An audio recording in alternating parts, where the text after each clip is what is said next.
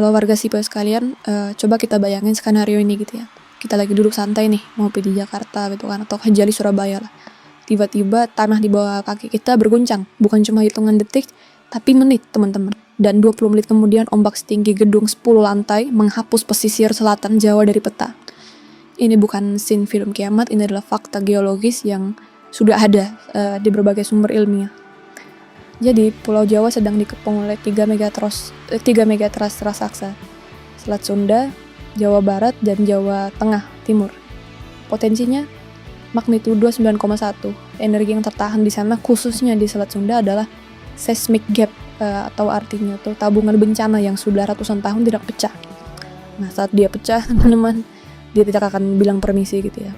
Nah, pertanyaannya saat itu terjadi, kira-kira apakah kita akan berakhir menjadi statistik korban jiwa gitu ya? Atau kita bisa selamat seperti Jepang? Nah, Jepang tidak menghentikan gempa, teman-teman. Mereka mengalahkan kejutan gempa. Dan mungkin inilah 3 terobosan sains konkret yang bisa lah kita tiru dari Jepang untuk kita terapkan di Indonesia ini.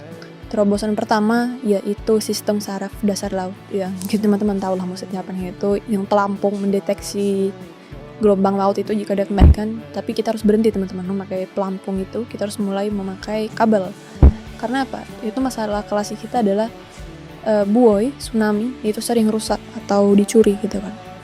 Solusi Jepang, mereka menanam jaringan kabel serat optik bawah laut teman-teman yang dilengkapi dengan ribuan sensor nih, tekanan langsung di zona subduksi. Zona subduksi itu zona patahannya. Nah, bayangkan kita memasang sistem saraf dasar laut ini di sepanjang selatan Jawa. Sensor ini mendeteksi deformasi kerak bumi secara real time. Artinya saat ini juga. Bukan menunggu ombak sampai ke pantai gitu ya, tapi mendeteksi denyut gempa di sumbernya. Nah, dengan sistem ini, alarm peringatan dini bukan berbunyi saat tsunami sudah terlihat mata, tapi saat lempeng baru saja bergeser atau bertumbukan. Nah, di sini kita akan dapat membeli waktu emas gitu ya, 15-20 menit yang membedakan antara hidup dan mati. Ini mahal? Ya, betul, tapi lebih mahal mana dibanding nyawa jutaan penduduk Jawa.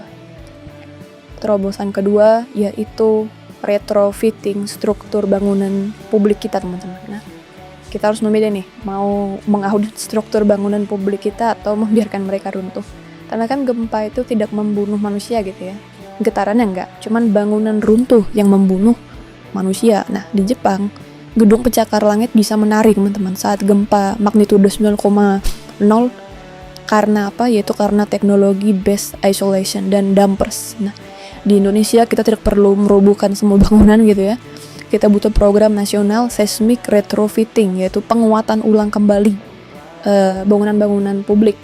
Nah, pemerintah harus mewajibkan nih audit struktur untuk semua sekolah, rumah sakit, dan gedung publik lah di zona merah megatrust. Suntikan teknologi carbon fiber wrap gitu ya pada tiang beton lama atau pasang bracing baja.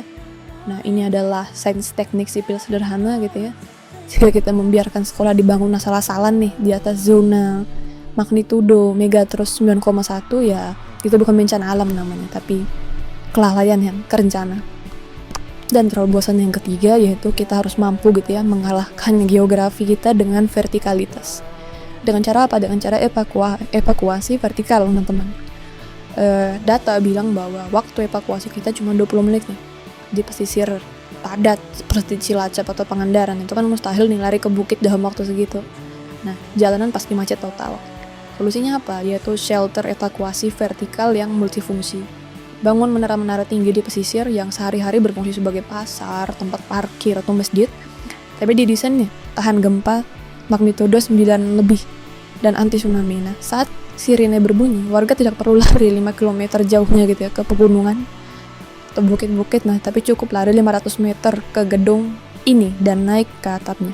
Ini adalah engineering solution untuk masalah sosiologis.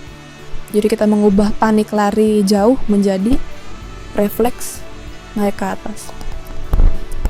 Teman-teman semua, megatrust, Selat Sunda, dan Jawa itu bukan prediksi dukun gitu ya.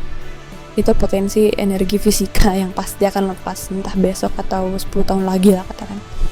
Jadi kita tidak bisa menego nih lempeng bumi nih, tapi kita bisa memilih mau terus menutup mata gitu kan dan bilang amit-amit jabang bayi gitu ya, atau mulai membangun sistem saraf yaitu sensor di dasar laut, ataupun memperkuat tulang bangunan, tiang-tiangnya gitu ya, dengan material khusus, dan menyiapkan anggap penyelamat yang gedung vertikal tadi, gedung evakuasi vertikal. Jepang bisa bangkit karena mereka menghormati kekuatan alam dengan persiapan sains, teman-teman, bukan cuma dengan berdoa secara pasrah. Dan kita Indonesia bisa selamat sebetulnya asal kita mau melek data dan berhenti menganggap mitigasi bencana sebagai biaya, melainkan sebagai investasi nyawa.